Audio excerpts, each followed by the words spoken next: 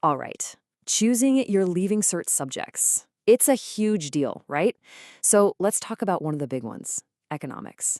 We're going to break down what it's really all about, what you'll actually learn, and hopefully help you figure out if it's a good fit for you. Okay, let's just dive right in with something you've definitely had to deal with. Picture this. It's Friday night, you've got 20 quid in your pocket. So what do? Do you grab a pizza with your friends, or do you save that cash for that new game you've been dying to get? You can't do both, can you? Well, that decision, that single choice, that's economics. And that right there, that is the absolute core of what economics is all about. It comes down to two words: scarcity and choice. See, you've got limited money, you've got limited time. You can't have everything at once, so you have to choose. And just by thinking that through, guess what? You're already thinking like an economist. The whole subject is built on that one simple, really powerful idea. So, what actually is Leaving Certificate Economics then?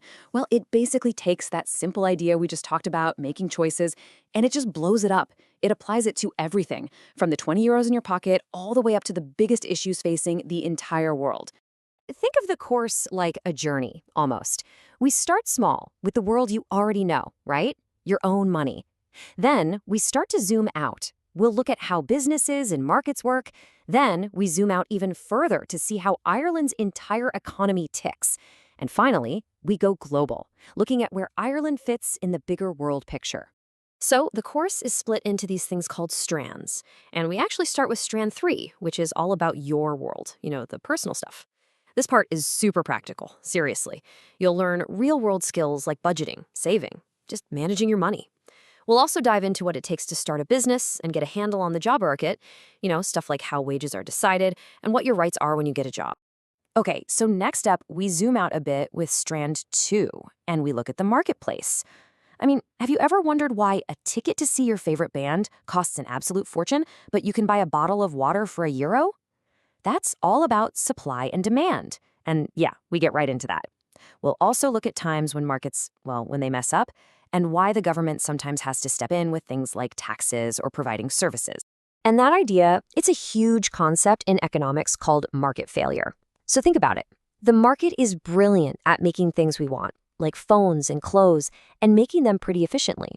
But it's not so great at dealing with stuff that doesn't have an obvious price tag, right? Like clean air, for example. It can also create these massive gaps between rich and poor. And that's exactly where we start to study the government's role in the economy. All right, and then in strands 4 and 5, we go for the full zoom out. This is where we get into all that big picture stuff you're always hearing about on the news. We're talking GDP, inflation, unemployment, the whole shebang. You'll actually get to analyze how Ireland trades with the rest of the world, what globalization really means, and the impact of being in the EU on our economy. But hold on. Economics isn't just sitting in a classroom learning a bunch of theories. Not at all. A huge part of this subject is you getting to be a kind of economic detective, and you'll do that through a really big research project. And when I say big, I mean it. This isn't just some weekend homework. The research project is worth a massive 20% of your final grade. Think about that. That's a fifth of your total mark, sorted and in the bag before you even step foot in the exam hall. So, what's it all about? Well, you get to pick a real economic topic, something that you actually find interesting, and you investigate it. It's your chance to apply all the stuff you're learning to something you're genuinely curious about. Okay, so here's the need-to-know stuff. You'll get this done in the first term of 6th year, between September and December.